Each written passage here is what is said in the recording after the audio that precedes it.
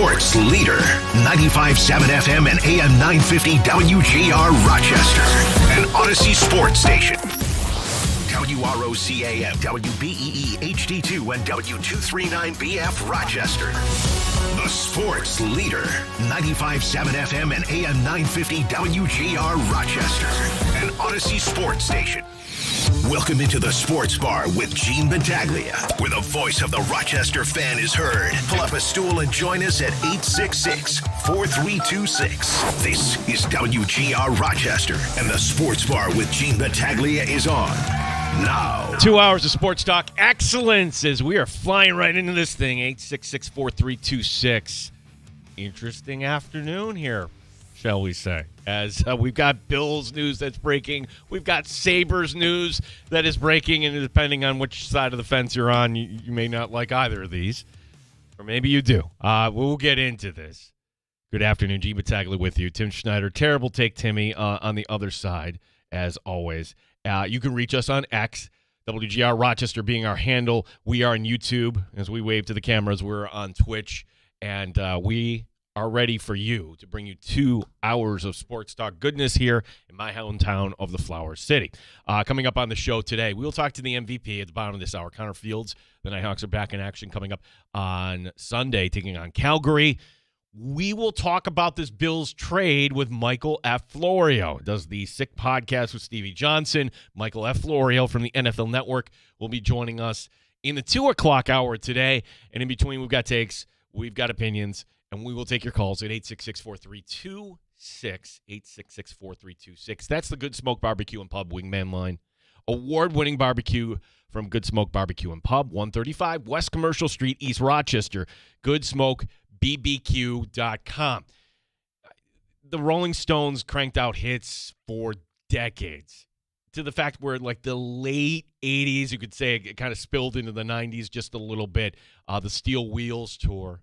And there's one song today that I just, like, as soon as I saw this trade come across, I'm like, oh, yeah, the lead song on that album, Mixed Emotions. If you're a Bills fan, and to kind of paraphrase the writings of the Rolling Stones, you're not the only one with mixed emotions, right? Where everybody's salivating on how the Bills are going to fix this wide receiver room. Maybe it's you go big ticket item here and you spend for Alec Pierce of the Colts, who will be a free agent coming up shortly here. Maybe you bring in the wily veteran, Mike Evans, who could still bring it, certainly. Boy, maybe he wants to chase another ring. Maybe this still could happen. Maybe you're going to trade and go kind of bargain shopping for somebody like Jordan Addison, a guy you know has talent but certainly has issues. All those things we have discussed and more. And I didn't mean to make a pun there. But the most obvious with the track record of Brandon Beane is follow the connection. And in a sport like football, where sometimes is it the talent that wins out or the guy that I can trust? You see this in coaching, right? It's how did this guy get hired? Oh, that's right. John Fox is here because he worked with Brandon Beane back in Carolina. Brandon Beane trusts John Fox. We didn't see this coming. Like Chicago being a team that has dynamic young receivers. Rome Odunze, a true number one. And ironically, somebody that we were banging the table for last year, Luther Burden. Wow, that's a guy that you really can develop. And they've got tight ends. And wait a second. If Luther Burden is developing, why are we paying $24 million to wide receiver 3 in DJ Moore? So I was out, a good friend of the show, Rich Boy, and we were having an early lunch. He knows my schedule has changed here. We're 1 to 3 now weekdays. And we are just sitting at the Bill Grays and Webster, and all of a sudden, I'm not looking at my phone. I can feel my phone buzzing, but I'm just going to ignore it for the second. And there was the graphic like, ooh, Bills acquire DJ Moore. I'm like, okay, not knowing off the top of my head the contract situation, what the Bills were getting into and what they gave up. This is where the mixed emotions part begins. And anybody that wants to weigh in and say, Gene, this is a great move, Gene, this is a bad move, or I agree with you, I disagree, whatever you may say at 866-4326. The Bills gave up A second-round pick. Okay, they get a fifth back. But when I hear day 2 pick, that's a non-starter. I was going to say no for a third. You gave up your second-round pick for a wide receiver that, can we agree, his best days in the NFL are behind him. This is Joe Brady and Brandon Beane, and Brady saying, that's a guy I trust. That's a guy that can block. And they didn't know how to use him in the offense last year. Look what he could do in our offense. And look, that all may be true. And I hope that DJ Moore gets to be an 80-catch, 1,100-yard, 10-touchdown receiver for this Buffalo Bills team. And DJ Moore, okay, who was he better than last year? Anybody not named Shakir. Okay, we'll put it that way. And he and Shakir, different skill sets. And you go back to the year 2020, and you see, gosh, he averaged in Joe Brady's offense in Carolina 18.5-yard receptions per reception. 18.5 yards per reception. That's a good number that you could use in this Bills offense. You know what that also was? That's also 6 years ago. We were in the pandemic at that point. This is a lifetime and a half in the NFL. But Gene, he can block, and he's better than anybody else that is on this team right now. Okay, fair enough. I hear what you're saying, but then explain this. Spot track numbers. There's 4 years left remaining on this deal. Now, some of this is funny money, and you might be able to wiggle your way out, but I can tell you this, that right now, $23 million is guaranteed for 2026. And in 2027, his number is at 24.5, but once we get to March 13th, apparently 14 of that is guaranteed. So Brandon Beane could also go in and say, yes, let's rework this. Let's give you more bonus money up front. Wink, wink. We'll add the void years. This is Brandon Beane's version of, like, F those picks. Like, F that salary cap in 2029. Who cares? And, for this exercise, I think we all could say, yeah, sure. We'll deal with the credit card bill when it comes. That dynamic Chicago offense last year. You ready for DJ Moore's numbers? Here we go. 50 receptions, 682 yards, 6 touchdowns. That was year number 3 in Chicago. Again, 50, 682, both career lows. And you could say there are a lot of mouths to feed in that Chicago offense. Fair enough. Wasn't that kind of the whole mantra of Buffalo, though? Like, going into camp, everybody eats, yum, yum, yum. Joe Brady, everybody eats, yum, yum, yum.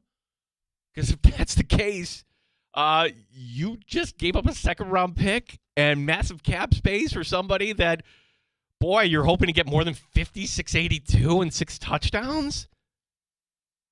Like 50, 682, and 6 touchdowns. If Keon Coleman produces that next year, we'll be like, boss, get him out of here. You should have gotten him out a year ago. Oh, here's another thing, too. Let me read you an article, okay? This is from June of last year, heading into the season. DJ Moore didn't hide his frustration last year, displaying poor body language, and the season spiraled. Infamously, the Pro Bowl wideout. Stop right there. Pro Bowl wideout from what year? I'll start this over again, Tim. DJ Moore didn't hide his frustration last year, displaying poor body language as the season spiraled. Infamously, the Pro Bowl wideout walked off the field in the middle of a play in Week 9 against the Arizona Cardinals and sat on the bench before it ended. Wow. Who's this from? Is this from some blogger that covers the Bears? Is it from the Odyssey Sports Station in Chicago? No, it's from NFL.com. It's an NFL.com story, kind of pointing out negatives right off the top of DJ Moore. And kind of the whole gist is, well, under Ben Johnson, yeah, Ben Johnson saw enough. The sunglasses don't belong to Brandon Beane on this one. The sunglasses belong to Ryan Poles. Again, the positives here being the alignment between Brady and Beane. Brady's saying probably, let's evaluate all our options. hey, that's a guy I trust. That's a guy that can block. That's a guy that, and maybe he'll burn brightly here. That was year 2 in Chicago, and granted that the way that season kind of went, as I recall, with that buffoon of a head coach that they had, Eberflus. I mean, sure, maybe walking off in the middle of a play though, it's a little bit extreme, a little hard to hide. Is anybody excited about this? Maybe there's more to come. Here's the problem, right? If we say, hey, and again, my dream here is pick 26. Not only do you get a guy that could develop into a number 1 receiver, but it's a guy with 5'8" roots. Oh, yes. Thank you, Tim. Casey Concepcion and his father, the family, come home to the 5'8". Okay, whether it's Concepcion or whoever it may be. Dan Fates likes Boston. There's any number of receivers that could step in, okay? Great. And then we could say, great, yeah, first-round pick. We've got DJ Moore. We have Khalil Shakir. We're still stuck with Palmer, and maybe Keon Coleman works out. And we drafted another guy, and we brought in another veteran that you probably are familiar with the name, whatever it is. That's we'll battle it out. Okay.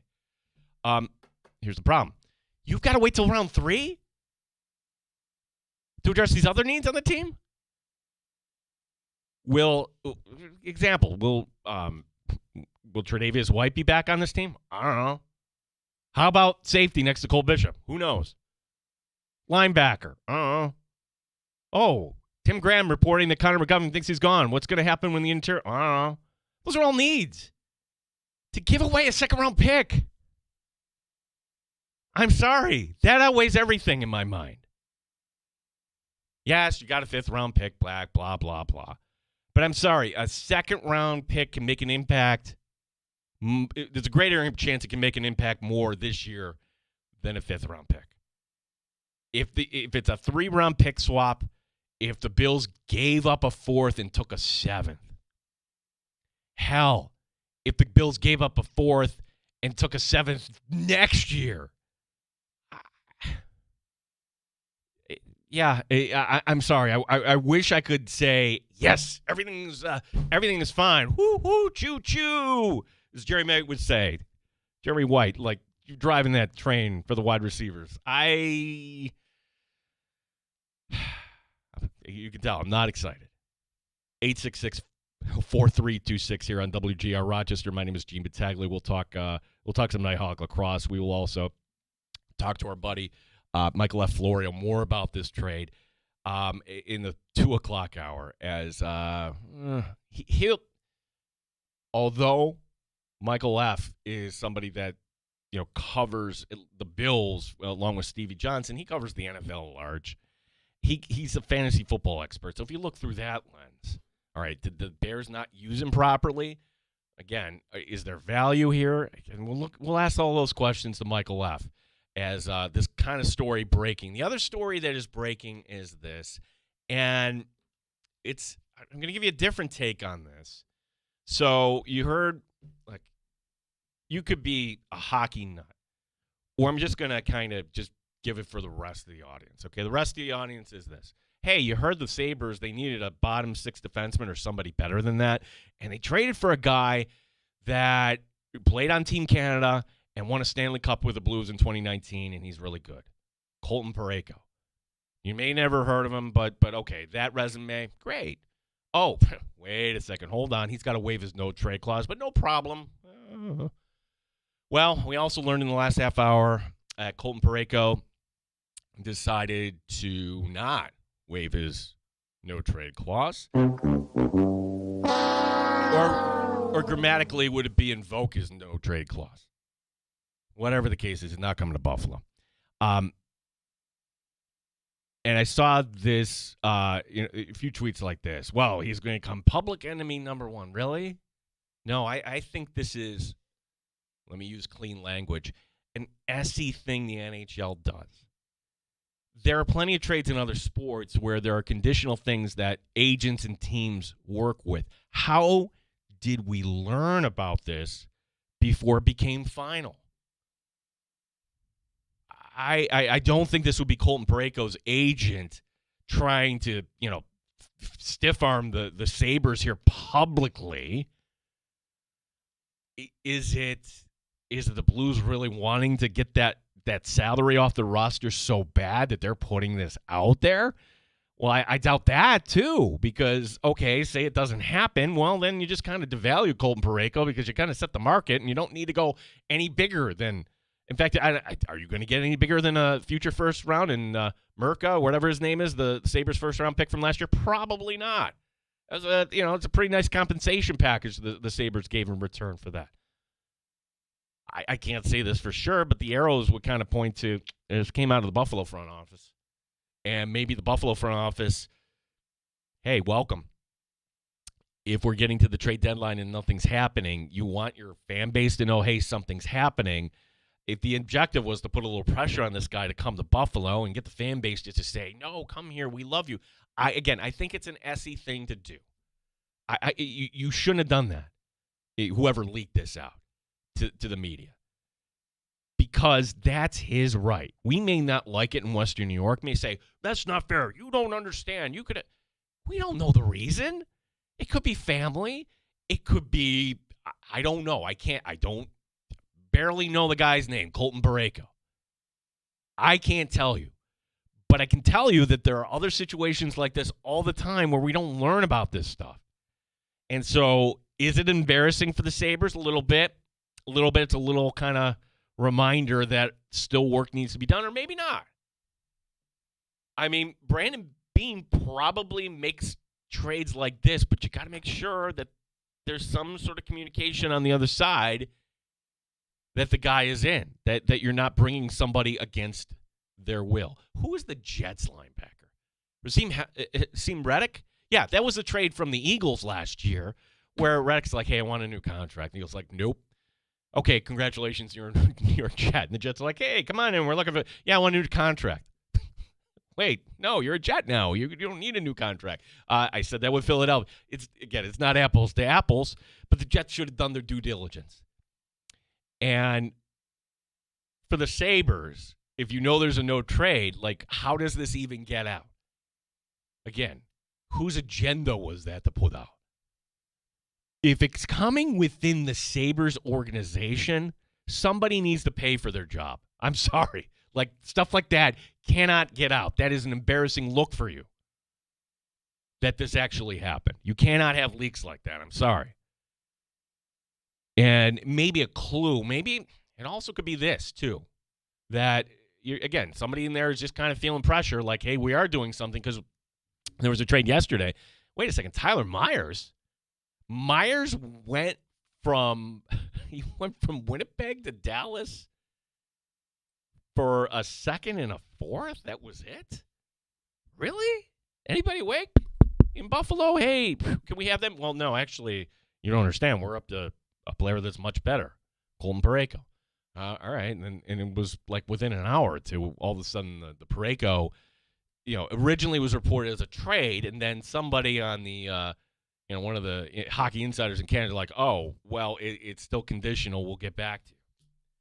Again, lot to discuss today here on a Thursday in the sports bar. Other housekeeping notes. Again, against my better judgment, terrible time, Timmy's terrible take, hour number 2, where some of them have been good, some of them have just been like, I don't know what we're going to get, but these are the rules of the game. I don't know what he's going to say today, our fine producer, wearing his Guardians cap. That'll be coming up. Also, too, tomorrow, this is last call here for anybody that wants to enter the unofficial contest. By unofficial, contest means you win something. Here in the Sports Bar, here's what you win. Nothing. You will win nothing. We will pay you nothing, but you will get the glory, and we will give you credit on the air from time to time for coming up with this idea. And the idea is this. Sean from Long Island had wrote the theme song, sent it in, just unsolicited, said, hey, you guys want to use this? And we're like, hell yeah. And for years, Danger and I used it. And now that Danger is now Mr. Management, we got to come up with a new kind of theme song here. And we had submissions from Joe from Schenectady, which that's great that somebody from out that way is listening. We had a couple from Fairport, but Dan from Fairport is actually. We had Chris from South Kentucky also submitting. If you want to submit, and again, to my ears, these have all been AI. This is all Gemini, or this is whatever program, free stuff you hear out there. You will have until the start of tomorrow's show to submit. And then that's it. We're gonna pick a winner, and then we kind of move on from the bit. We're not gonna keep this out there for long. So again, I think Dan from Fairport, you are in the lead, but this will be the last call for new theme song here in Sports Bar 2.0. Talking sports here in the Flower City. Sabres hockey tonight, by the way. Oh, by the way, Buffalo looking to make it 4 in a row as they will be in Pittsburgh. Sabres still in second place because Detroit only got one of a possible 2 points against the Golden Knights last night. So we will have Sabres tonight beginning at 7. Amerks are on the way to Laval. And, okay, do they do anything for Don Stevens up in Quebec? Because it's got I never know. It's like the wheel of announcers with the Amerks. You would think we would know. I don't know. It's actually going to be Don on the call this weekend. So Don going up 1 last time to Montreal. We will talk some Amerks hockey as well. Anything you want to talk about it? 866-4326. My name is Gene Battaglia, along with Terrible Take Timmy, the pride of Fairport, Tim Schneider, here on The Fan, WGR Rochester.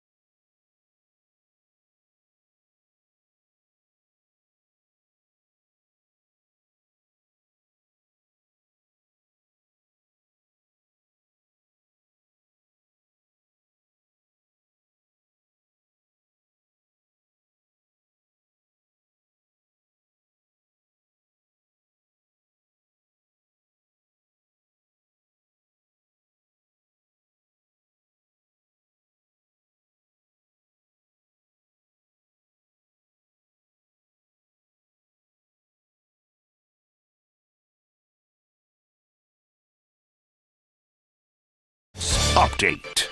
Buffalo Bills have traded for wide receiver DJ Moore, played the last 3 years in Chicago. Buffalo getting a 5th-round pick in this trade. The Bills giving the Bears their 2nd-round pick in 2026. Now, for the Sabres, the trade between the Sabres and the Blues, that's off. Colton Parayko, the defenseman, has decided not to waive his no-trade clause. Sabres tonight are on the ice, 7 o'clock in Pittsburgh. Buffalo looking to make it 4 wins in a row. Team back home Saturday against Nashville. Rochester Americans need to get some points here as there's only 20 games left in their season. The Amerks play the first of 2 tomorrow night at Laval. RIT men's hockey, they begin the playoffs Friday night is Game 1 at the College of Holy Cross. Gene Battaglia, sports leader, 95.7 FM and AM 950, WGR Rochester.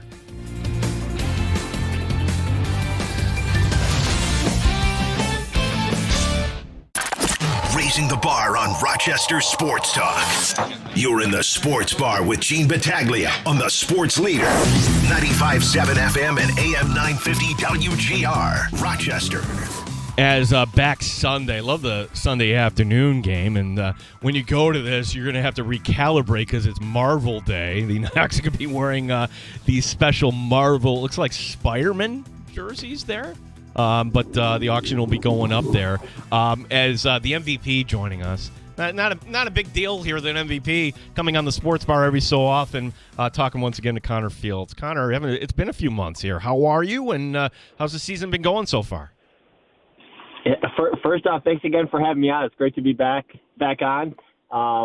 Everything's good. You know, my wife and I, we just had our 2nd child a couple of weeks ago, so been busy personally, and then obviously now we're halfway through the season, so it's been a busy season so far. But you know, I feel like we're in a spot where you want to be undefeated, but I think we're in a spot right now where we could, really make a run at it. Well, first and foremost, congratulations. That is fantastic. Everybody healthy.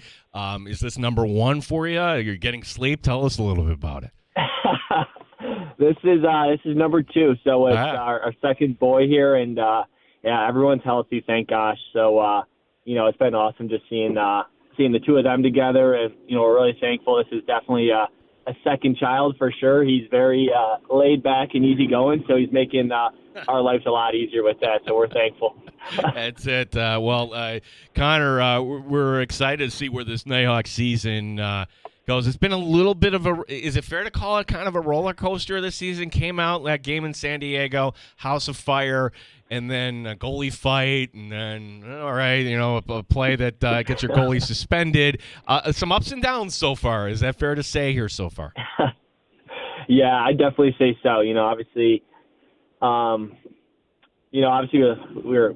want to win every game, right? And I think, we've had opportunities in each game to, really win them. And we're obviously at a spot now where, we're 5-5, and, I think, like you said, we had, a roller coaster for sure. Goalie being suspended, fight before a game, in warm-ups. Like, it's been a really unique year, I feel like. You don't see those things happen often. We had a goalie fight earlier in the year, so a couple of things that, are very unique to this season. But, I think, we're in a spot where, a very confident group, and, we still are in a spot where, we can make a run, at 1, playoffs, and 2, hopefully the ultimate goal of winning a championship. So, I think every season has their ups and downs, and this one definitely has, but, we're still as confident as ever, and, really excited to prove it again. Yeah, and you've got some games in hand, too. I mean, the Nighthawks, and part of this, too, was, like, we went through this summer of uncertainty, Lee kind of doing everybody a favor by backloading this maybe a little bit. There's some teams with 3 games on hand on the Nighthawks where you guys have played 10. Say, for example, Saskatchewan, they played 13 so far, but I would just kind of point to this, Connor, like, where the Nighthawks are the definition of 500 right now. You're 5-5, goals for 123, goals against 123. The potential's there. You just knocked off the team in first place in Saskatchewan last week. Tell us about that victory, how you guys pulled it out there in overtime. Yeah, that was a huge win for us. I think, getting to win against any team in this league isn't easy, especially against, obviously, the number 1 team record-wise, in the league, and I think they are, all of their record. I think they're a very good team, and, I think for us, it was just sticking to what's worked for us in past games, getting back to our principles, trusting each other still. Obviously there's been some games that haven't went our way in these, closer games. But I think that game was a lot of back and forth. Our defense, goaltending played great to keep us in the game and, give us chances to win in the end. And then, obviously Smitty burying the game winner there was huge for us. That win in general, just in terms of rankings, was big for standings wise. So, I think, like I said, Smitty putting that one away was huge for us, and it was awesome to see his reaction as well as everyone's reaction getting that win. What does a guy like Lanchbury do for everybody else on this offense?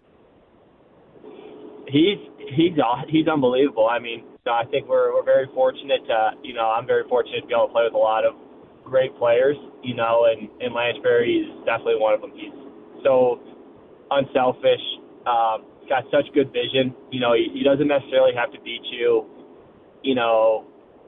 with a, a move or, get a step on you. He'll beat you with his vision, and, he finds a way to get passes into guys who might not look open, but he kind of makes them open with some of the looks that he makes. And it's, playing with a guy like that is super fun. He draws a lot of attention, so it makes a lot of our jobs a lot easier with, having more space because of that. But, I think that as a collective, as a whole offense,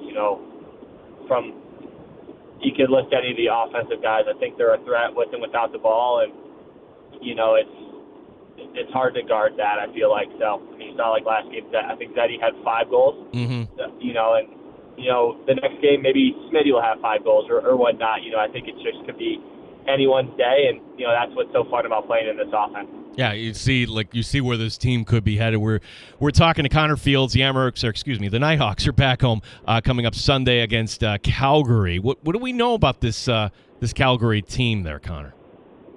Yeah, they're a younger group, very, very hungry group. I think they're a great team. We've watched a lot of film on them, and you can see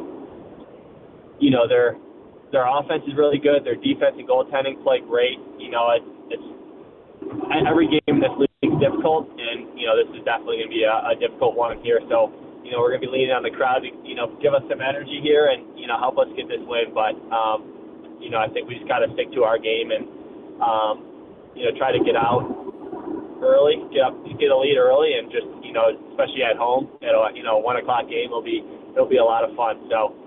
Very competitive group over there, though. Yeah, and it's like kind of a kids' day sort of thing. And I love the Sunday 1:00. Like you might have heard this, having been in the area for a long time, Connor. Like Bills fans love their Sunday 1:00. And I'll tell you, we're no different here in Rochester. And on top of that too, have you seen the jerseys you guys are going to be wearing here coming up Sunday? It's funny you mentioned that. I just saw them for the first time, probably 20 minutes before our call. Those things are awesome.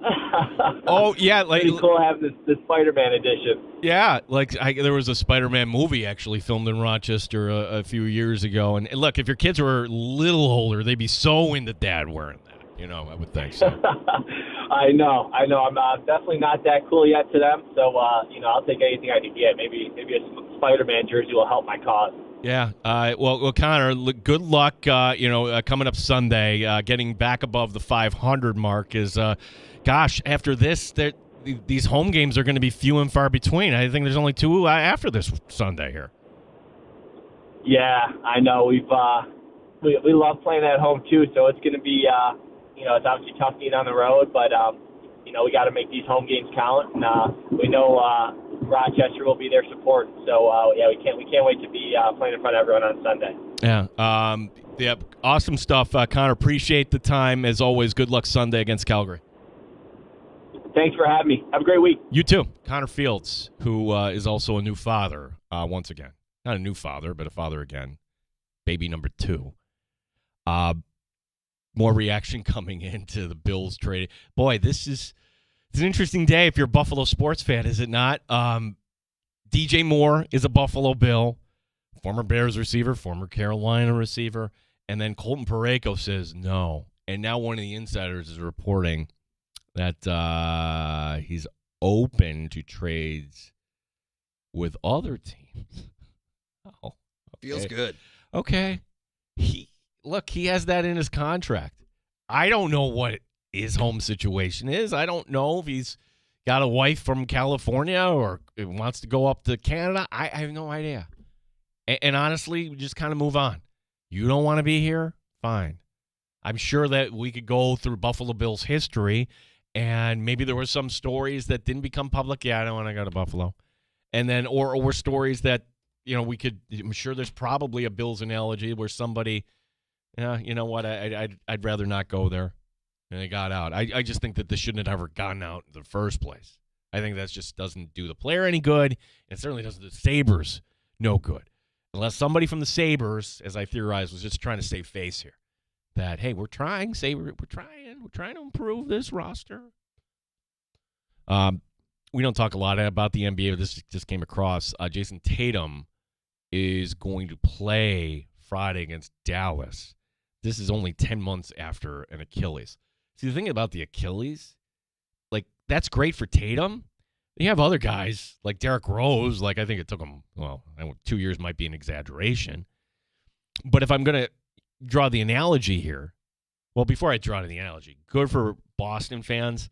And wouldn't that be something in a year where supposedly they were rebuilding in an East where you want to believe in the Knicks, and then they lose to the Thunder, and then Mike Brown is kind of pointing to officials saying that SGA gets calls.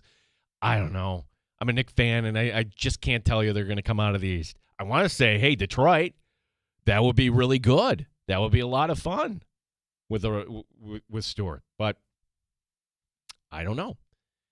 But then there's Boston right in the mix, and if they get Tatum back earlier than expected, we've seen this before with Adrian Peterson. You have athletes that just make these remarkable recoveries. Going back to where I was going with this, though, as we were discussing the quarterback carousel that's coming up, and what makes this year a little bit different is you have 3 teams with starting quarterbacks from last year that had this injury. Or something along those lines, where you have Mahomes, you have Daniel Jones, you have Michael Penix, not Achilles, but ACLs, things that kind of knocked you out. So, again, Achilles, ACL, can they come back on schedule for these teams? Not every one of these quarterbacks is going to be ready week 1. And that's what's going to make this interesting. And how do you hedge against that? If you're the Chiefs, if you're the Colts, you're the Falcons. So we're waiting for the quarterback carousel to really get up and cooking. Maybe Kyler Murray is the guy that sets everything into motion. Maybe we get a Tua trade. I saw one rumor linking him to the Jets. No, that Jet fans, you don't want any part of that. You put up the stiff arm. You're better off going 2-15 next year and hoping that you can hit on the quarterback in the 2027 draft. Hoping you get Arch Manning or something like that. You don't want any part of that. So, we're just kind of waiting for the quarterback carousel to get up and running. We got more thoughts, too, on DJ Moore, where the Bills have a wide receiver. I don't know if we call him wide receiver 1. I'm not too excited about it, but this is showing alignment between head coach and GM, and they're all in on the guy. And now there are reports coming out that, the Bills are just going to go ahead and guarantee a lot of the salary coming up, which is just going to be a lot. You can write to us, our handle, WGR Rochester. Yacht Rock John, he's found us in a new time slot. R.E. Moore, I like the player, but not the loss. Draft pick. Not great, Bob. Yeah. If somebody has, again, it's all this guaranteed money still on the contract. When I heard that, I'm like, okay, sounds like a salary dump for the Bears. You're kidding. A second-round pick? No. When it came out originally, there was one report, mid-round pick. Okay, all right. How would you define a mid-round pick? I would say 5th. No, the Bills are getting a 5th, but they are giving up a second. Kind of hard to swallow, for sure. Coming up next hour, we will be talking more about this trade. Michael F. Florio from the NFL Network will be joining us. We have time on the other side here of this break coming up to take your calls. Our phone number is 866-4326. Terrible Time Timmy's Terrible Take. That will be also coming up. My name is Gene Battaglia. This is a Sports Bar on WGR Rochester.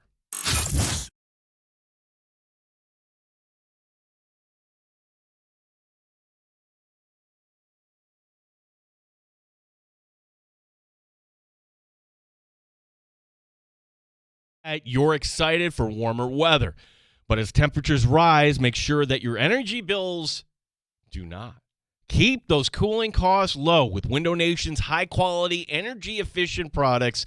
Simply request a consultation where their experts will visit your home, spot problem areas, and make recommendations. Your customized windows can be installed in a day. Once completed, your home will be shielded from outside hot air while you remain cool and comfortable inside throughout the spring and summer. With Window Nation, your house won't just look great, but you'll also have peace of mind. All Window Nation's products are backed by a lifetime warranty. There's no better time to upgrade your home with Window Nation. In March, the more you buy, the more you could save.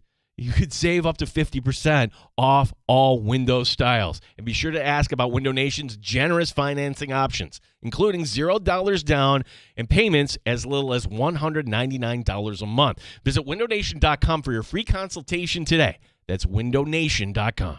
Selena's Mexican Restaurant is open Tuesday through Sunday, featuring fresh new menu items and happy hour every day.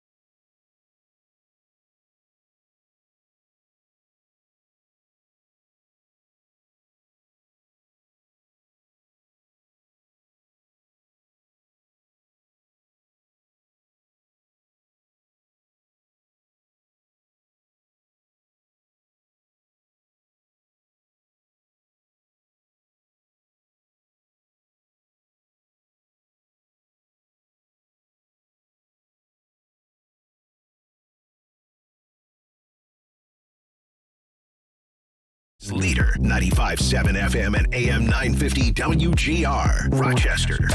I mean, I was just trying to do my tech, you know what I'm saying? Just make sure I'm tech sound, my technique is sound, fundamentals is elite, you know what I'm saying? Making sure I'm a smarter player, better player, making smart steps and decisions. They called my number, you know what I'm saying? They called the play, and I saw the information. Safety gave me the call for what's up to do, and I was just trying to be a smart player, disguise well, make sure stance, feet, eyes, everything right. You know, we do make sure I remember his cadence, so make sure I was timed it up right. Didn't want to give it away too soon. And then, I ain't gonna lie, it's not my technique to leave my feet, you know what I'm saying? Because you go to pump fake me and ran. With God, the Holy Spirit was with me, you know what I'm saying? I love my feet. I love my feet.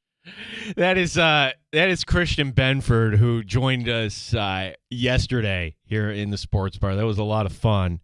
And if you missed that, by the way, Dan DeLorean doing a fine job. Everything is on demand. Or if you're going back in the Odyssey app, that was about 1:30 p.m. Eastern time on Wednesday. And if you're a football guy, and I know a lot of coaches listen to the show here, and like we love coaches, we love refs, we love people that play the game too. You love that. The way he's breaking that down, and of course, he's talking about the play in the season. If you had to pick one play, this is a fair question, right? What would be like the one play that you would say, that was my favorite play as a Bills fan last year? You might say, hey, I went to the Tampa game and to see Josh Allen put the ball in the wind and Tyrell Shavers to make that adjustment for the long touchdown. That's fair. Or it could be as simple as the deflection that saves the game. Tre'Davious White, Cole Bishop, bam. Sorry, Jacksonville fans, go home. We're on to the next round. That's fair too. My answer would be seeing Christian Benford, and again, going back to the football guy there, where you can't have a tell. You're coming in on a corner blitz. You've got a long distance to go to make this work. And it'd be easy there to, wait a second, his body language is changing. His feet are changing. Something's up. The quarterback would pick up on that. And Benford's such a good corner, there was no tell. So he walks you through. He gets the call. He's excited. This is what they had practiced. And then when they get in, like, he's right. That was the thing. Like, that pick six only happens because he goes up into the air. But that's his adjustment. That is his style. And he's right. Like, if Burrow kind of pulls it down, he goes around the corner. Oh, look out. That's a 15, 20-yard gain. Bye-bye. That didn't happen. Burrow actually thought he could put it up foolishly. And Benford makes fantastic play, and that swings that game. Where at that point, the Bengals looked like they were just thinking, okay, we're going to do what we did last year, where we're just going to win out here at the end, and hopefully we sneak in. No, that ended Cincinnati's season right then and there, and the Bills, really big win. So thank you to Christian Benford. 47 Hearts event will be coming up. We'll post that on social media, too, how you might be able to get involved. Again, more reaction coming in on the trade today for the Buffalo Bills. That our buddy Chris Trapasso, I think he hits it right on the top, that you like DJ Moore as somebody that plays on the outside. Bills need that. Can block. Bills need that. Talk about the price of this trade. Are you kidding? And this is where I come down on things when it comes to price here. As a fan, do you care about the salary? No. Not my money. Figure out the cap on your end there. It's the second-round pick. It's envisioning what the Bills could have done with that second-round pick. Did you really need to throw in that second-round pick right here and now? Also tells me something else, that maybe when you're weighing all the options,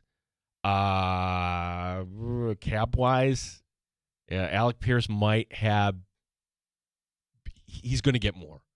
Like, somebody's going to fork over more money. We're going to go – so where right now the money for that, and again, money is down on the list for me and for you too as a fan, that's not your problem, but it's the second round pick being involved. Like, I don't know about that. 866-4326. We'll talk to Michael F. Florio a little bit later on. That'll be in hour number 2. It is time to welcome in our fine producer, the pride of Fairport, the pride of St. Bonaventure, and I haven't decided. We got Chris from – people are kind of now morphing in for let me produce something for an open for you. And to Chris and everybody else that are sending in, theme songs for Terrible Timmy's Terrible Take of the Day, the reason why I haven't played any of these is, quite honestly, I don't know if this bit is sticking. Because this may be terrible radio, what you're about to hear.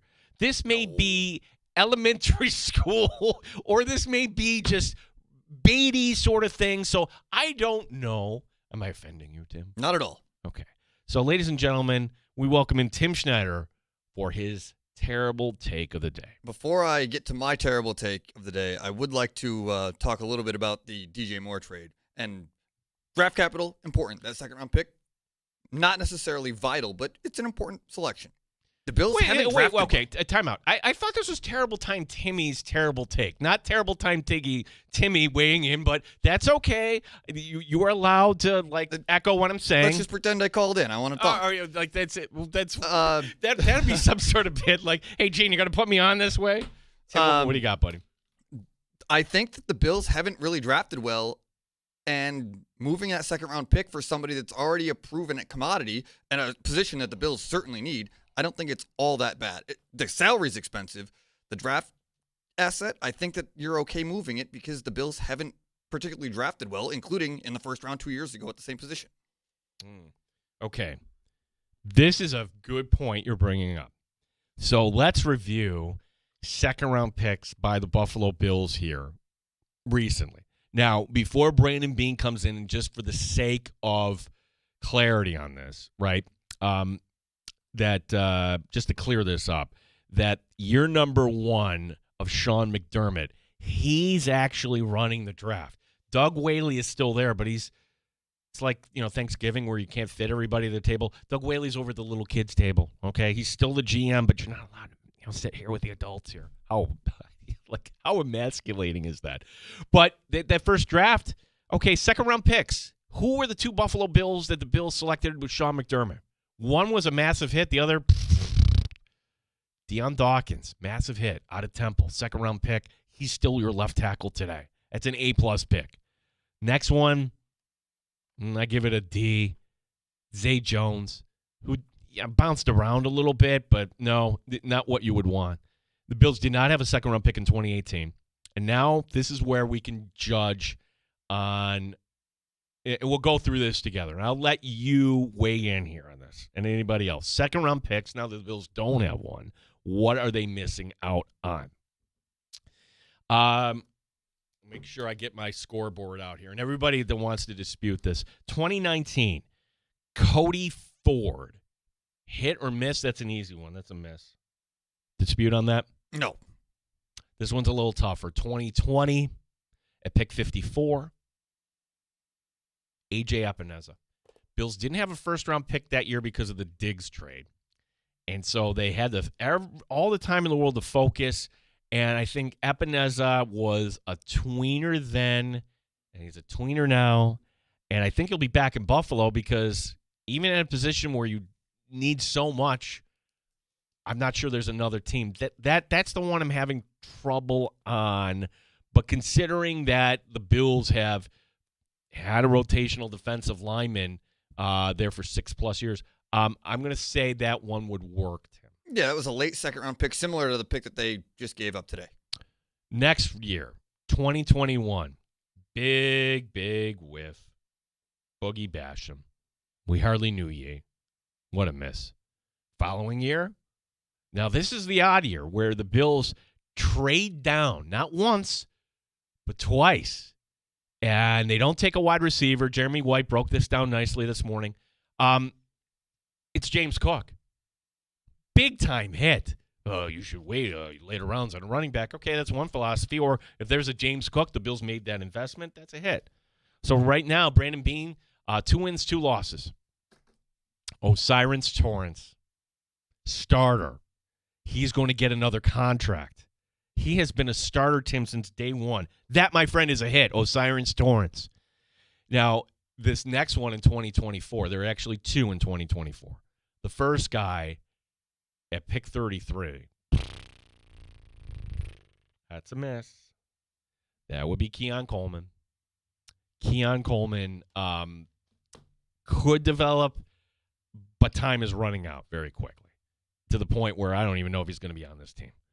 And now we could say, like this time last year, you would have said, oh, that guy's a miss. Nope, he's a hit now. Cole Bishop, hit.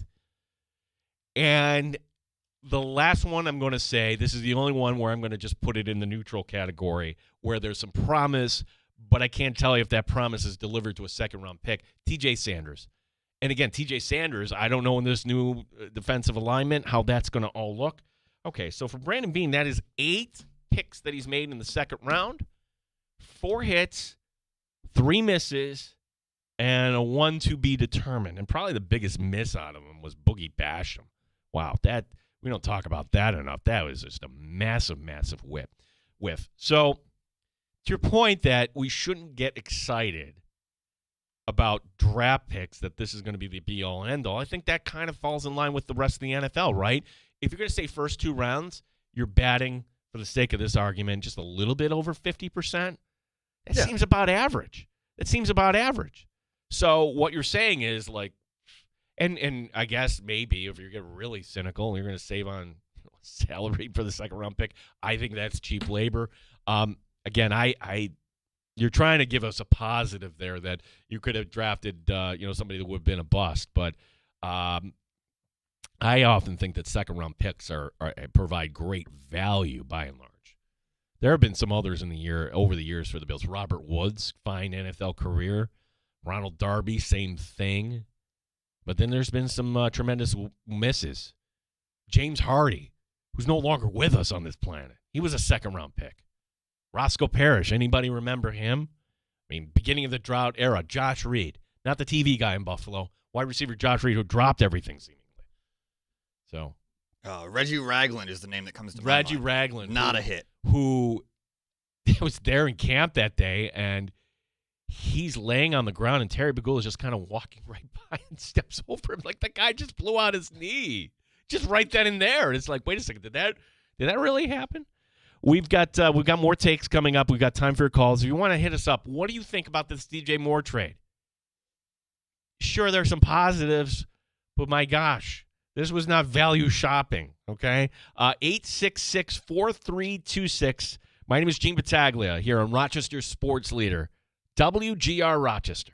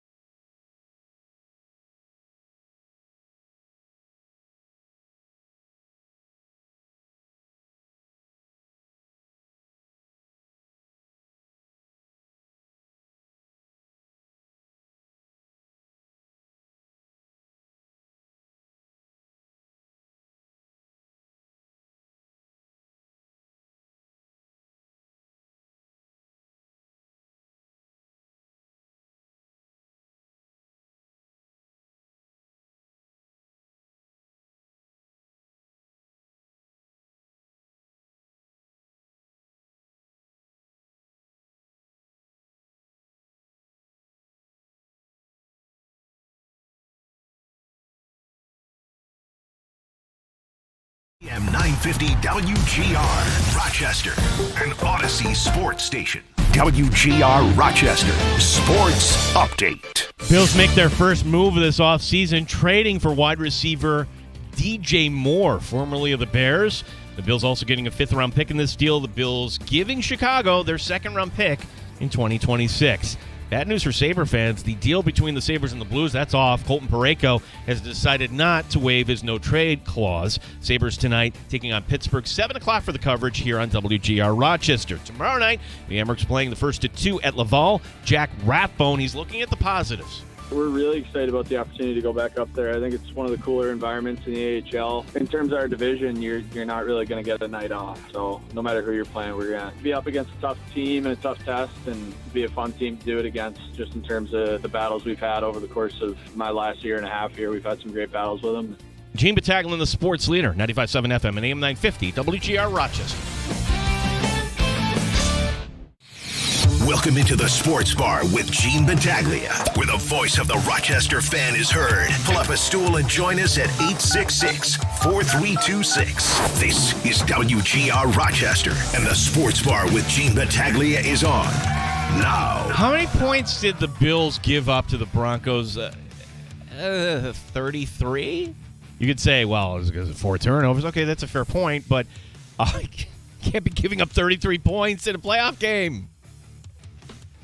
My point is that we could get to the end of the whole offseason and we could say, yay, the Bills fixed their wide receiver problem. Because, look, DJ Moore, and yeah, that was a hefty price, but that's a receiver on the outside that Joe Brady trusts, and that, hey, he'll be good as a 1B to the 1A of insert wide receiver here that you will select in the first round with pick number 26. And then you add in Khalil Shakir. And then, hey, maybe you get something out of Josh Palmer. Maybe you get something out of another wide receiver named Keon Coleman. And voila, problem fixed, and then you'll have some other development guys. Okay, yes. How do you fix everything else again on the defense? And by fix, that wasn't good enough last year. There wasn't a lot of depth. And with a new system, you're going to want new guys with different skill sets. Aha, the draft. But you got to wait now to round 3, potentially, if you're going to address wide receiver in round 1. It isn't unless you trade down round 1, you accumulate more picks. Oh, but don't worry, we picked up a 5th-round pick. Okay. You know, like we went over the second-round exercise for Brandon Beane. It's terrible take Timmy just pointing out, hey, second-round picks don't hit either all the time. And, like, by and large, we're going to say it's a little bit better than a 50% clip that Brandon Beane has hit on in round number 2. You got to be better than that in all the rounds, right, if you want to succeed in this league.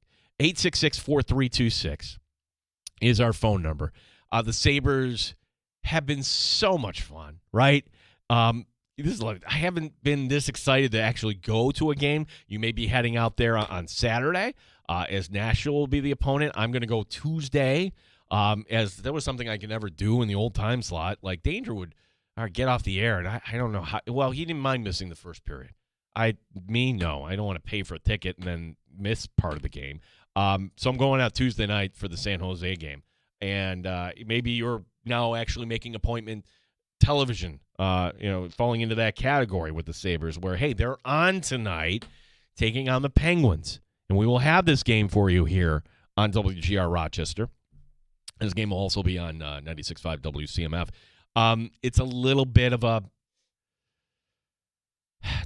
stinger today. And again, I'm not going to misrepresent myself and tell you exactly all the ins and outs and the ups and downs of Colton Parayko. Just here's your bullet points you need to know. He's good. He's a defenseman. Sabres could have used him. He played for Team Canada, won a cup with the Blues in 2016. He had a no-trade clause. And in that no-trade clause, he's got every right to say, yeah, I don't think that Western New York is a good fit for my family. Could have been as simple as, don't laugh at this, oh, yeah, the tax bracket in New York State is much higher. I'd actually be taking a pay cut to go to the Sabres. Now, you get bonuses for making the playoffs, and I think it's fair to say I don't think the Blues are making the playoffs, but maybe he gets traded somewhere else, and that's now the part that's going to sting is he didn't want to come here. I'm not going to vilify Colton Parayko. He earned the contract, and he had that written in there that he could veto that, and he did. I would just say, how did this get out? Whose agenda was that? Who wanted the world to know that the Sabres were up to something big? Was it, just a little puff in the chest? Did you think this was going to be a formality? Did you think it wasn't going to be a problem? Or was it kind of a backwards way that he's not sure, the Buffalo fan base, once they shower him with love and he thinks about this, let's get this out there.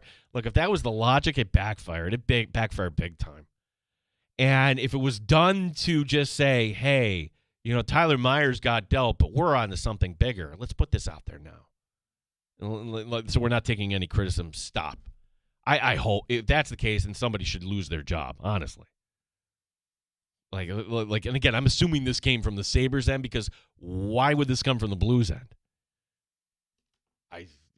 For what? They seem like they cut a pretty good deal getting, Murka and the first-round pick out of it. And also, too, that would have been great for the Amherst. Fantastic. It might have actually squeezed somebody down here for the time being. You're bringing in somebody else, and it's just a future pick? Okay, fantastic. I'm not going to give up hope that the Amherst are done this year. We heard the cut there from Jack Rathbone. He's got the right attitude. Let's go up there. We're not scared of this team. No, they did. How many goals did Laval hang on Rochester on Friday? 9 times. Yeah. And now we got to face those guys again. Don Stevens going up to Quebec. Maybe we'll catch up with Don tomorrow. We've got to figure out tomorrow when we get to tomorrow, because we got a lot to talk about today. So your calls, your takes on DJ Moore, where he has entered the conversation. He is now a Buffalo Bill. Your thoughts on the Sabres here. Chris writing in, talking about calling up Breaker. He remembered that Kevin Adams said there was no palm trees in Western New York, and that ended the deal. Well, yeah, if you did a word association for dumb things that Buffalo GMs have said, Kevin Adams will forever be known as, we have high taxes and we don't have palm trees. Wow, you said that out loud. Doug Whaley, not privy to. Instead of just saying, I don't know, I wasn't privy to that conversation. Okay, that was also dumb. Darcy Regier, hey, Sabre fans, you got to get ready for some suffering. Again, kind of hard to, for Brandon Bean, there isn't exactly, there's not a money quote, but his money moment certainly was with our morning show last year following the draft. You guys are bitching about the wide receivers. Okay, if he's listening to our show, Brandon, I would just say I'm not bitching about the wide receivers. I think DJ Moore could offer you something. DJ Moore, with whatever you're trotting out there in a playoff game, better than everybody not named Khalil Shakir. Fair. Okay, so from that standpoint, you win this trade. You upgrade it. But at what price? This was your head coach saying, that's the type of skill set I want in this offense. I trust that guy. Man, that's the lesson here. NFL guys value trust over, independent analysis sometimes. If they were in a foxhole together in coaching, just connect the dots. I believe I will win my box wine bet. You've seen the meme where the meme is the guy standing up in the town hall and he's doing this all alone. I'm the only guy I feel in Western New York that's saying this, that Sean McDermott in 2027 will not be a head coach in the NFL. There are obvious reasons. One, teams prefer offensive-minded head coaches. That is a fact. Two, there will be other great candidates out there for sure. Three, when you get to the interview process, there are going to be things like 13 seconds, digs, lack of success in the postseason. I hope I'm wrong here. I hope I'm wrong. I hope that Sean McDermott is a head coach in the league next year. But back to my original point, if I do lose my box wine bet, and I don't think I will, look at Sean McDermott's coaching staff. Defensive coordinator, Bobby Babich. Offensive coordinator, fill in blank here, or that his time in Buffalo. It will be filled out with not the best guy for the job per se, but the guy that I trust the most. It's not a Bills thing. It's not a McDermott thing. It's an NFL thing. It's kind of like that's why we're in this cycle of, when it comes to the Rooney Rule, is it really the best person getting the job, or is it really the guy that you kind of grew up in this league with? And I'm going to return the favor. All right, this is just an interesting day of sports talk. I'm rambling on. Let's give you some more takes here. And look, one of the things that's going to kind of set the wheels in motion as far as the quarterback carousel, I believe, is Kyler Murray. I think that Kyler Murray in Pittsburgh would be, who would argue against that move as compared to Aaron Rodgers? I kind of chuckle at Aaron Rodgers, the audacity that he's going to say, well, I'm just kind of, I haven't decided. No, the Steelers should decide. We're moving on. Thank you, Aaron. And look, if the need arises, we'll put you on a short list. But for now, we're going to go in a different direction. That different direction is Kyler Murray. If Kyler Murray goes to Pittsburgh, they are a playoff team once again next year. But ultimately, he's the third best quarterback in that division. They should draft somebody else. So Kyler Murray is nothing more than a really, really good bridge quarterback. There's this other scenario, too, and I just kind of laugh at this. As we get into the season, yes, we will talk baseball. Like, one thing that separates Buffalo and Rochester, baseball town. I grew up here. I was there at an opening day for the Rochester Red Wings. So excited. And the team lost 23-1 to the Tidewater Tides. So that's how far back I go with this team, right? Well, this coming out, and it's a football-baseball story. Why did I bring up Murray? Because, well, the GM of the Sacramento Vegas A's, whatever you want to call him, the Athletics, his name's David Frost, and he's just putting it out there. Kyler Murray, please become a two-sport athlete. Here's the quote. Quote, he and his representatives know that we're always open to him exploring a return to baseball with the A's if that time ever comes. Okay. So we've seen other two-sport athletes. Prime time, right? Bo Jackson. I'm going to point to another guy like Brian Jordan. Brian Jordan with the St. Louis Cardinals, Atlanta Falcons as a DB. It can be done. It can be done, but as a quarterback? Oh, and then there's this. Like, you really think that somebody who hasn't played baseball since, the middle of last decade is actually going to pick up and make the team instantly? Of course not.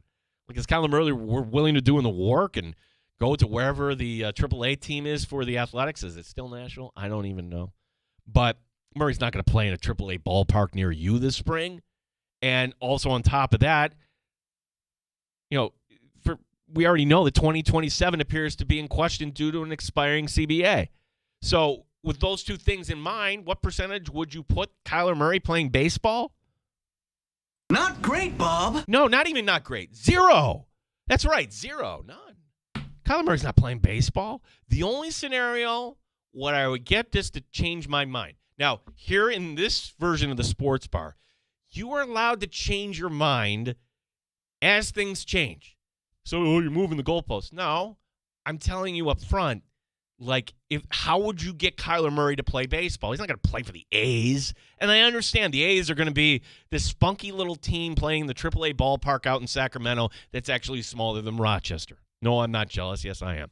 So, yeah, he's not playing for that franchise. What the A's need to recognize is that they're the A's, and they have an asset that maybe they could trade Murray's rights to a blue-chip MLB franchise. Could you just imagine Kyler Murray perhaps in pinstripes, Murray in Dodger blue? How about Murray as a Boston Red Sox? And, yeah, he did play in the Cape Cod League. He was an MVP. But for the reasons I mentioned above, the fact that we don't know if there's going to be a CBA, and if this were actually going to be a thing, Kyler Murray would have done it by now. So this is just David Frost being unrealistic, the Athletics general manager. I love college basketball this time of year for sure, okay? But the conference tournaments, they don't mean as much as they used to, not even close. Maybe when we get dumb matchups like Stanford and Miami.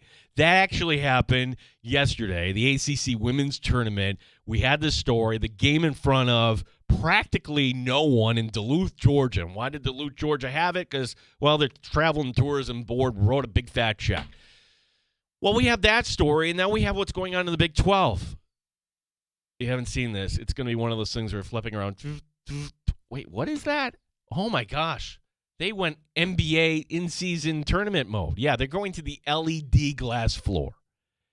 It's like they put out this statement, all exciting, and you could say, sure, this is something that younger generation would like, and maybe it's kind of a, old man Simpson, yelling at the clouds sort of take on my part.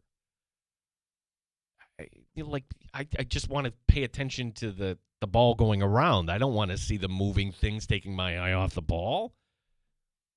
If you hate glass floors, you and I are friends. I hear you. But this is my warning. Do you think this is a fad, or do you think this is going to get bigger, more frequent?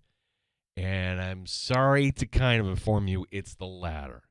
Because if you could, on the court, flash up a graphic of Blimpie subs or whatever the sponsor is every time your team made a three-pointer, there's more money to be made here. And as we're looking for revenue options, like in our lifetime, I could see basketball in various leagues looking like Swedish hockey. When you look at Swedish hockey, like, holy cow, the ice is all littered with ads there. Well, imagine if they're all flashing ads there. Just be careful not to ruin the product. I don't know why leagues don't look at the NFL. And the NFL, there would have to be such unbelievable revenue potential for the NFL to follow college football and put a Dr. Pepper logo on the field or whatever it is. You know why they don't do that? Because their product is bigger than anything like that. That is the product you're tuning in for. And they don't want it littered. We've got our buddy Michael F. Florio coming up. We're calls on the other side for last call as well at 866-4326. My name is Gene Battaglia here on the all-new WGR Rochester. So much action.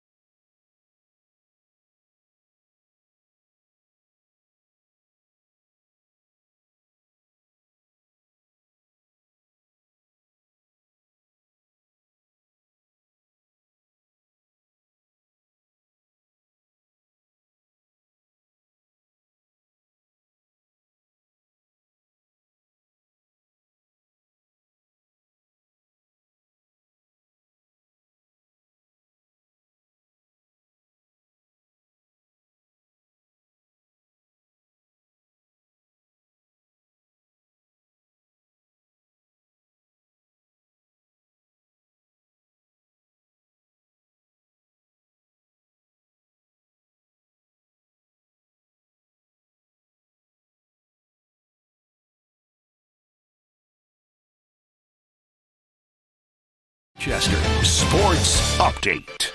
Bills taking their first swing this offseason, trading for wide receiver DJ Moore. Buffalo also getting a 5th-round pick. The Bills giving Chicago their 2nd-round pick in this trade. We'll talk some Bills football coming up next. Michael F. Florio from the NFL Network, also from the Sick Podcast. Michael F. will join us next here in the Sports Bar. Where the Bills make a trade, the Sabres do not today. That trade between the Sabres and Blues is off. Colton Parayko, the defenseman, has decided not to waive his no-trade clause to come to Buffalo. Sabres hockey tonight here on WGR Rochester beginning at 7 o'clock. Sabres are in Pittsburgh. Buffalo looking to make it 4 wins in a row coming out of the break. The Amerks play the first of 2 tomorrow night at Laval. RIT hockey begins the playoffs game 1 of the best of 3 tomorrow night at Holy Cross. Gene Battaglia, the sports leader, 95.7 FM and AM 950 WGR Rochester. Top Shelf Sports Talk. You're hanging out in the Sports Bar with Gene Battaglia on the Sports Leader, 95.7 FM and AM 950 WGR, Rochester. I would call this fortuitous timing because I thought, hey, we should talk to Michael F. Florio.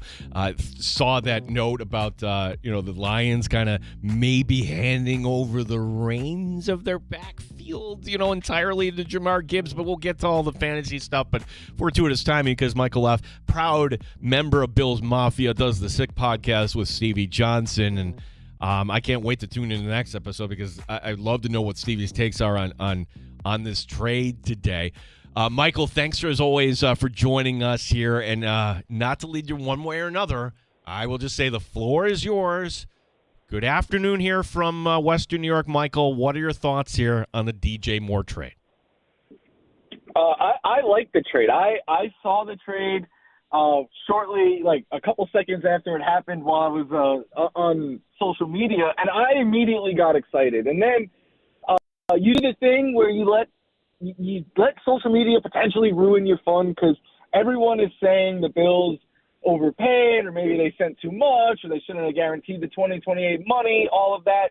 If they win a Super Bowl, no one cares. And the thing is that gets me excited about someone like DJ Moore is, for one, he has experience with Joe Brady in this system. He had his best 2-year stretch, not his best individual season, but his best 2-year stretch as a pro wide receiver with Joe Brady back in Carolina. And now I know you could say that's been 5 years since they've last paired up, but obviously there's chemistry there. There's trust there with Joe Brady and some of the nuances of how he runs his route, but how he likes his routes ran and stuff. But I also think it's a good fit because the knock on DJ Moore is like maybe his routes aren't always the most traditional way. Maybe he's not like a Ben Johnson didn't love DJ Moore because in Ben Johnson's system, he wants you in an exact spot at an exact time, and DJ Moore isn't always that kind of route runner.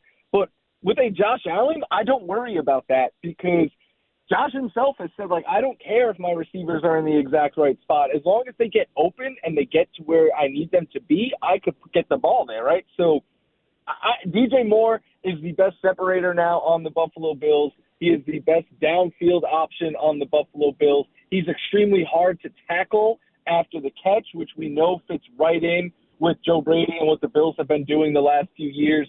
But on top of that, last season he played about 2/3 of his routes out wide, over a quarter of them in the slot. He even was lining up in the backfield and as a tight end at times. He is extremely versatile, and I like that because last season I didn't love how everyone was kind of tethered into a specific role. Now you have versatility, and we've already heard they want to use Shakir more, move him around the field. You have the capability of doing that when you have someone like DJ Moore who can play the X, who can play in the spot, who can play the Y if you need. He's played all of that in recent years for the for the Bears. So I think this is a really good fit. I think he is the best wide receiver for them since Stephon Diggs. And for anyone saying oh man, the Bills are they're desperate and trying to keep this window open. Yeah, when you have Josh Allen about to be 30 years old, I don't care about 5 years from now. I care about trying to strike in this window and get a Super Bowl now. And I think DJ Moore gets them closer to that goal than further. Oh, yeah. The year 2028, we will be talking more of other sports here in Western Europe, because I think that there will be some year it was like, okay, hopefully you get your Super Bowl and I'll deal with that then. This is the price we have to pay. The idea, though, I hear what you're saying, and yes, there's no one's going to argue that the Bills' wide receiver room isn't better with this move. What I would say is the second-round pick, Michael, usually when you take on salary like that, that's the part. I don't care about the money. You can kick the can down the road on that, but the second-round pick, that could have turned into something nice and tasty for the Buffalo Bills, who have other needs on this team other than the wide receiver position. No, and you're not wrong there. The pushback I'll have is the Bills haven't had a ton of success in the second round always in recent years, but you got to give something up to get something. And the other thing I was talking with a friend offline about, I know it looks a lot like a second-round pick plus all of that money. I think people are underestimating just how paid some of these wide receivers are going to get. Like, I think Alec Pierce is the number that he's going to receive is going to blow people away. I think Romeo Doubs is going to get more money than people are anticipating. I even think someone like Mike Evans, who it might only be a 2 or 3 year deal, but I think it's going to be a hefty price unless he was willing to give a discount to come somewhere that checks all the boxes that he had, like the Buffalo Bills. So I think this is a move that a week from now, when free agency, is underway and we're seeing what all these wide receivers are getting paid, then we should react. Because I think right now we're comparing it to past years, but the cap has gone up a lot, and wide receivers just their paychecks continue to go up and up and up. So I get the sentiment that it might be an overpay, but I don't think we can fully judge that until we see what some of these wide receiver contracts are going to cost. I don't doubt that, because I think it's fair to say, and you work for the NFL Network, and they don't want us to talk about this necessarily, but when you're out in Indianapolis, you're having conceptual conversations right now. Brandon Beane gets a sense that, oh my gosh, like this is going to cost that much for, again, Moore or Evans or any other receiver that was going to be just free and clear out there. Just from the money standpoint, DJ Moore might actually look like better value is what you're saying. Yeah, because I don't know for sure, but I think Alec Pierce, again, is going to get a number that most NFL fans are going to be mind-blown. Remember Christian Kirk 2 years ago when he got that big deal? Everyone was like, what an overpay. And look at what it costs to have a top wide receiver nowadays. It's costing almost quarterback money. They're the second most expensive offensive players if you have a star. So DJ Moore might not be a star at the position, but I do think he is a one. And I've seen a lot of people saying, like, he's declining and he's no longer what he once was. That might be the case, but I would push back on that by saying 2 years ago, he went off with Justin Fields. The last 2 seasons, he has struggled, but you know what? Roma Dunze struggled pretty mightily this year as well when he was on the field. And Caleb Williams, for much of the year, had the worst completion percentage in the NFL and was someone who the highs are very high with Caleb, but he will often miss his wide receivers, not really put the ball where it has to be. So I'm not fully sure I'm willing to write off DJ Moore as just saying he's declining, where I think a lot of it might have been that the system. Remember, 2 years in 2024, the Bears fired their OC halfway through the year, and then he was never a fit in Ben Johnson's system. So I'm not sure the talent has completely fallen off, because I saw plenty of times this past season where DJ Moore was called upon, and he came through in a big way and stretched the field, did after the catch, like I was saying. So I'm not sure if the decline in stats is because of DJ Moore. In fact, I don't think it is. I think it was more circumstantial and quarterback play and the OCs getting changed on him, stuff like that. So I'm excited. Josh Allen is the best quarterback he's ever played with, and I'd argue DJ Moore, outside of Stephon Diggs, is the best wide receiver Josh Allen has ever played with. We're talking to Michael F. Florio, fantasy expert, NFL Network, the Sick Podcast. Still sticking with the Bills here because they cannot be done at the wide receiver position, and if we're going to be talking this all the way up to the draft. Pick number 26, Michael. Do you have a favorite here at this point, or guys that you could see penciling into Buffalo? Because you get a wide receiver that would deliver that first-round promise. Okay, Moore and that first-round pick, and then you have Shakir, and then maybe he's one of these guys between Coleman and Palmer actually kind of rebound this year. Maybe it's not so bad. Your thoughts about Buffalo at pick 26 here, Michael?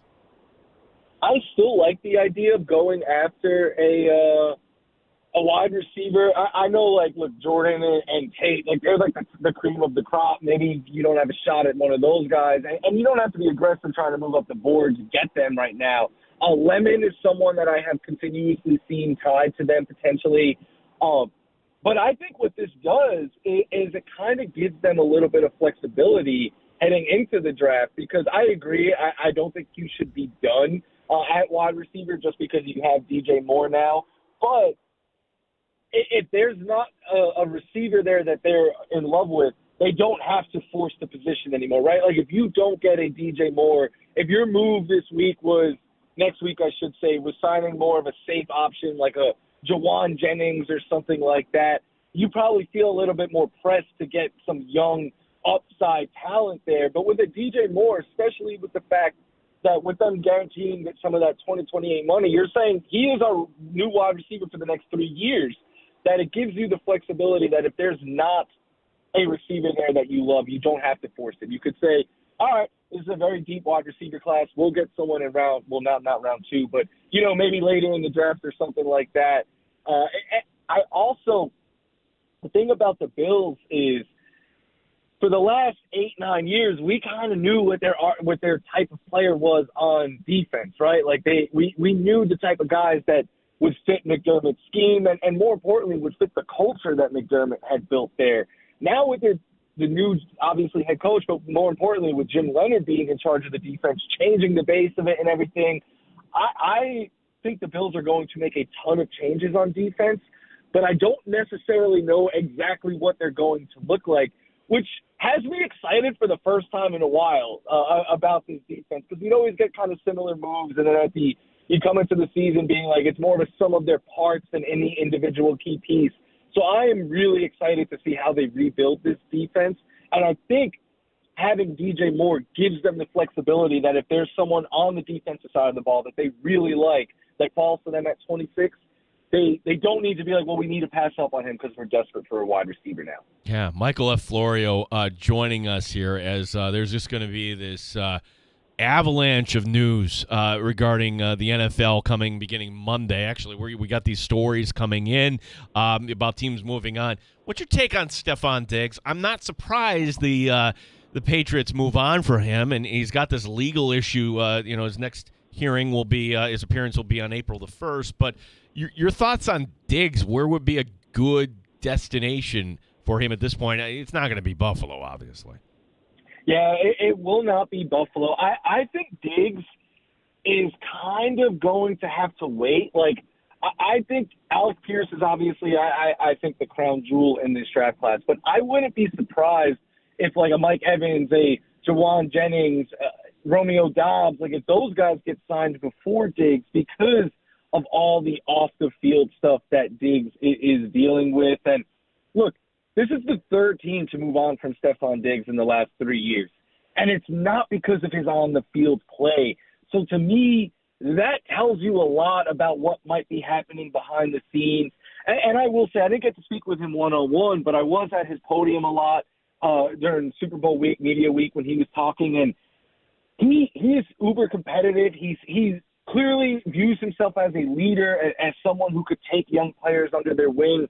So, like, maybe something like Tennessee could be a fit because they have a lot of money and they need to get receivers, and they're very young on that side of the ball. So they were the first team that kind of came to mind, but I think a lot of it might be held up because of all this stuff going on off the field. And Diggs could still play, but when you see a third team move on from him in 3 years, I put this out on Twitter yesterday, like, starting to feel like maybe the Bills weren't off base by moving on. I know the last couple of years have been a struggle at wide receiver for them, but the thing I will say on top of, all the off-the-field stuff, in his last 10 playoff games for Stephon Diggs, going back to 2022, he has 1 touchdown and he has top 60 yards once.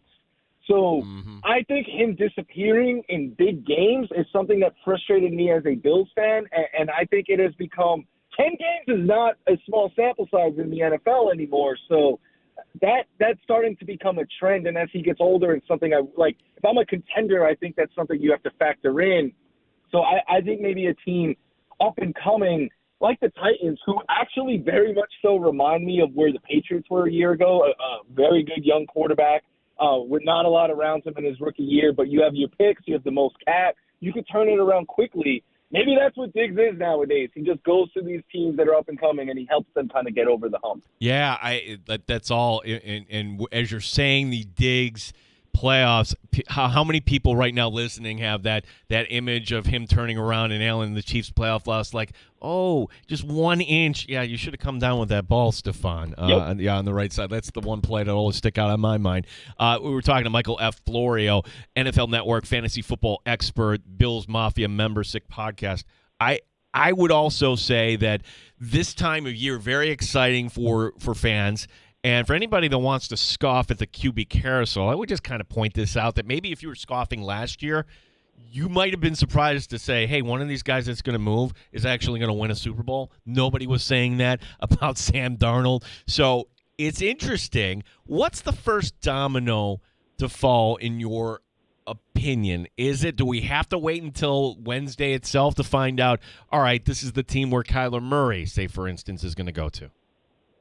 No, I don't think so. I think Monday is going to be pretty event because it's 9 a.m. and I know like nothing becomes official until Wednesday and the new calendar year, but we're going to hear of a flurry of moves, I believe, Monday and Tuesday, as we always do. But one thing I have read from a number of different sources is, given the amount of change around the NFL this offseason, whether it be executive or head coach or coordinator, that people are bracing for a pretty hectic couple of days, a very fun couple of days with a lot of changes, but it might be a little bit more unpredictable than we have seen in past years. Because, like, you know, with the teams like the Ravens and the Steelers, where they had such a culture there defined by the head coach, we kind of knew the moves they would try to make. This year, I think we're going to get a lot of surprises, a lot of teams acting differently than they have in the past, which is going to be fun. But, yeah, I think Kyler Murray is a huge domino. And the other one, I think Malik Willis. And all smoke is kind of tying him with the Cardinals, which is what I am expecting at this point. But I think, though, like, Malik Willis is going to be the big domino, Kyler Murray will be a big domino, and then I think everyone else that needs a quarterback and stuff like that they're kind of fighting for the scraps there. And I think at receiver, I'm going to say his name again, it's Alec Pierce.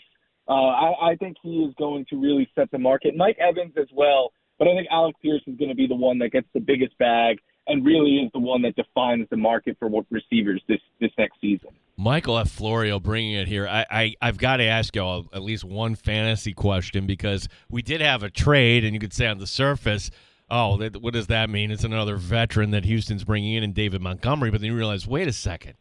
Who's filling that role for Montgomery in Detroit? Are they actually going to feed Jahmyr Gibbs the ball more? Does he become pick 1.0 in this upcoming draft? Michael F., tell me about your thoughts about that trade in the Detroit offense, how that might look going forward.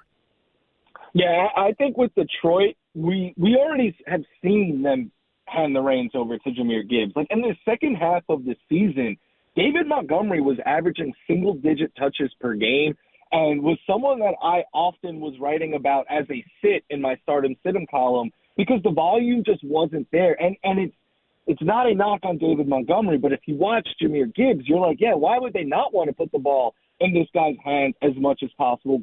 Arguably the most explosive player in the NFL. I will say this, though. I do think they're going to bring in another running back. I don't think it'll be someone quite up to caliber as a David Montgomery, but it will be someone that could get some volume there. With Tyler Algier also being a free agent in Atlanta, it's going to depend on who their quarterback is and what the other pieces around him looks like. But I think as of today, Gibbs is my 1.01, but Bijan is certainly going to be in that conversation, and I am expecting a summer where you're just going to have Gibbs versus Bijan debates all the time. That is fitting to me because these guys came into the league together. They were separated by 1 fantasy point their rookie year. They were separated by 3 fantasy points last year. They are just always going to be tied together. And to me, it is awesome that they both could get freed by that one thorn in their sides that was their RB2 kind of stealing touches and goal line looks away and stuff. So that's the Detroit side. For the Texans, I think Monty's a big upgrade there, and I think Monty is a solid RB2 depending on what that O-line looks like, but he could be one of those running backs that kind of volume and touchdown their way to any week finishing as an RB1. Michael F. Florio, tell everybody about the Sick podcast and when we'll see. I love seeing you on the NFL Network, my friend, because you just look in the background and you have the vintage Bills helmet right on your shelf there. Oh, yes, I do. You can catch me on the network again next week, being a part of Free Agency Frenzy, being a part of the Insiders, and on the NFL Fantasy Football Show. And then today you can listen to the Sick podcast, 6 p.m. Eastern, 3 p.m. Pacific.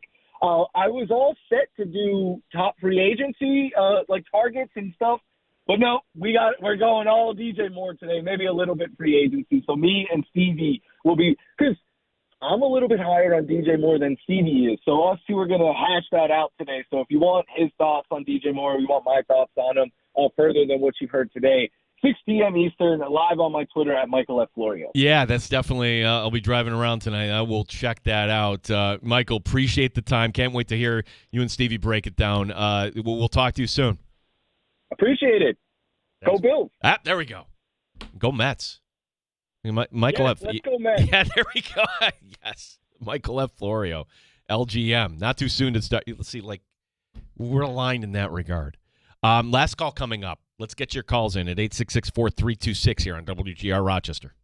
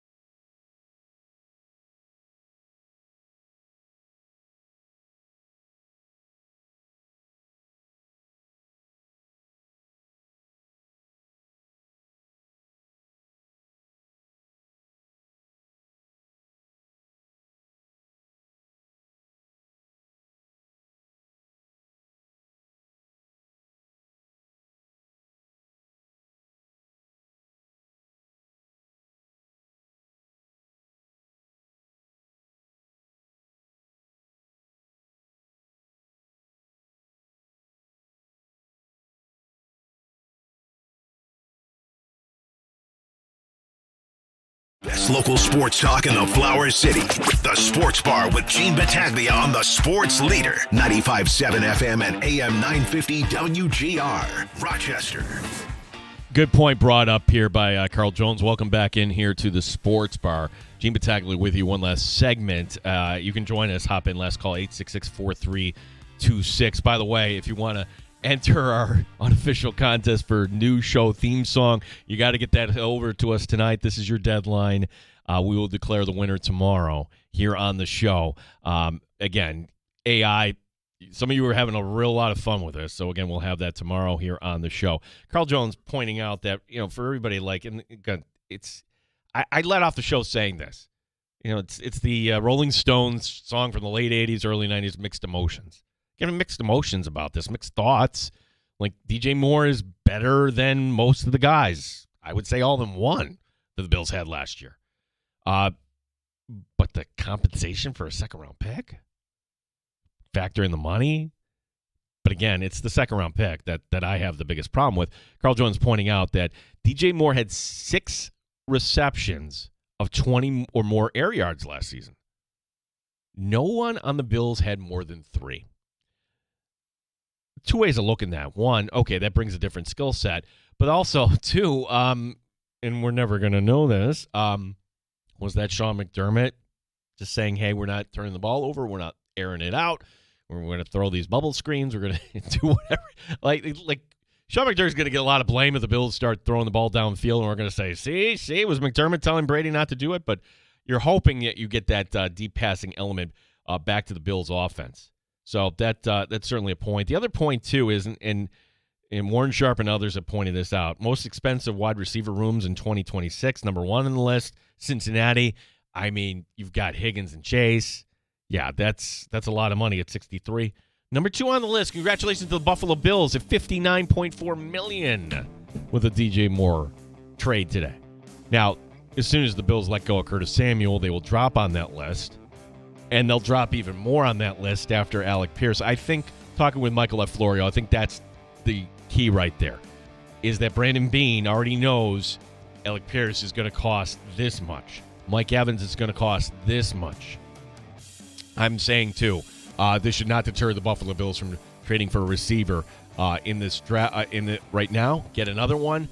Also use pick number 26 on a wide receiver. I'm not going to move off of that. We'll talk more tomorrow as we have an NHL trade deadline that is exactly 24 hours and 5 minutes from now. That's going to be a lot of fun on the show. Sabres hockey tonight at 7. For Tim Schneider, my name is Gene Battaglia. Show Up in the Bulldog coming up next year on WGR Rochester. So much action we couldn't